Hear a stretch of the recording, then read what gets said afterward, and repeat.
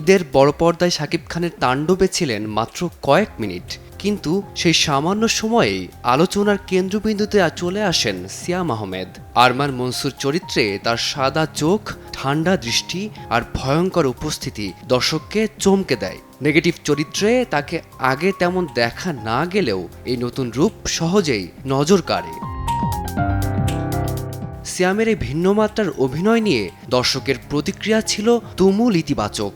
এমনকি নির্মাতা রায়হান রাফির কাছেও অনুরোধ ওঠে আরমান মনসুরকে নিয়ে নতুন গল্প বানানোর।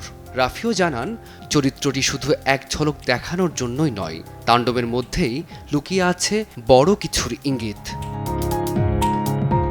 সম্প্রতি এক অনুষ্ঠানে সিয়াম আহমেদ বলেন, শুরুতে সন্দেহ ছিল মানুষ এই ধরনের চরিত্রকে কতটা গ্রহণ করবে, কিন্তু বাস্তবে পাওয়া প্রতিক্রিয়া ছিল ফ্যান্টাস্টিক।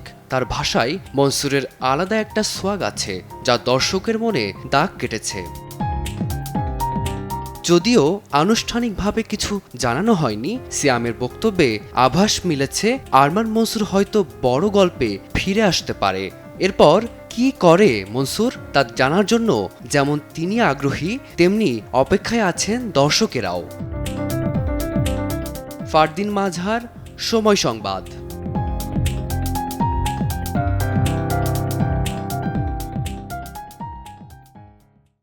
কিন্তু বাথরুম যা তা ওডোনিল নাই। আজই ওডোনিল। সুবাসিত ঘরে স্ট্যাটাস বাড়ে।